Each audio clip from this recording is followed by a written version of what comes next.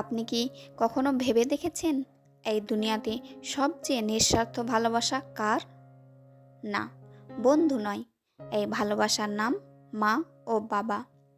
কুরআনে আল্লাহ তাআলা বলেন, সূরা আল ইসরা আয়াত 23, তোমার রব আদেশ দিয়েছেন তোমরা তার ইবাদত করবে এবং মা বাবার সেবা করবেন। লক্ষ্য করুন, আল্লাহ নিজের ইবাদতের কথার সাথে মা বাবার হক যুক্ত করে দিয়েছেন। একই আয়াতে আরও বলা হয়েছে, তাদের কাউকে উফ বলো না, ধমক দিও না, বরং তাদের সাথে সম্মানজনক কথা বলো। একটা ছোট্ট শব্দ উফ, ইসলামে সেটাও নিষেধ। রাসূলুল্লাহ সাল্লাল্লাহু আলাইহি ওয়াসাল্লাম বলেছেন, পিতার সন্তুষ্টিতেই আল্লাহর সন্তুষ্টি, আর পিতার অসন্তুষ্টিতেই আল্লাহর অসন্তুষ্টি।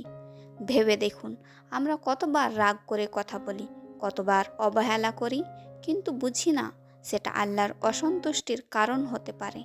আর মায়ের কথা, এক সাহাবী জিজ্ঞেস করেছিলেন, হে আল্লাহর রসুল, আমার সদ্ব্যবহারের সবচেয়ে বেশি হকদার কে? নবী সাল্লাল্লাহু আলাইহি ওয়াসাল্লাম বললেন, তোমার মা। তিনি আবার জিজ্ঞেস করলেন, তারপরে কে? নবী সাল্লাল্লাহু আলাইহি ওয়াসাল্লাম আবার বললেন, তোমার মা। তৃতীয়বারও বললেন, তোমার মা। চতুর্থবারে বললেন, তারপর তোমার বাবা।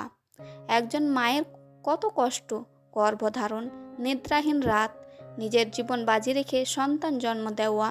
কোরআনের সূরা আল লুকমান আয়াত 14 বলা হয়েছে, মা কষ্ট সহ্য করে সন্তান জন্ম দেন। আজ মা বাবা বৃদ্ধ, হয়তো কথা বলার ধরন বদলে গেছে, হয়তো আমাদের মতো বুঝতে পারেন না। কিন্তু মনে রাখবেন, এক সময় আমরাও এমন ছিলাম, আর তখন তারাই আমাদের আগলে রেখেছিলেন। রাসূল সাল্লাল্লাহু আলাইহি ওয়াসাল্লাম বলেছেন, যে ব্যক্তি তার মা বাবাকে বৃদ্ধ বয়সে পেয়েও জান্নাতে যেতে পারল না, সে ধ্বংস হোক। কারণ জান্নাত খুব কাছেই, মা বাবার পায়ের নিচে। তাই আজকেই সিদ্ধান্ত নিন, কথায় কোমলতা আনব, রাগ দমন করব, মা বাবার জন্য দোয়া করব। কোরআনের সূরা আল ইসরা আয়াত 24 দুয়ায় বলা হয়েছে, হে আমার রব, আমার মা বাবার প্রতি দয়া করুন, যেমন তারা শৈশবে আমাকে লালন পালন করেছেন।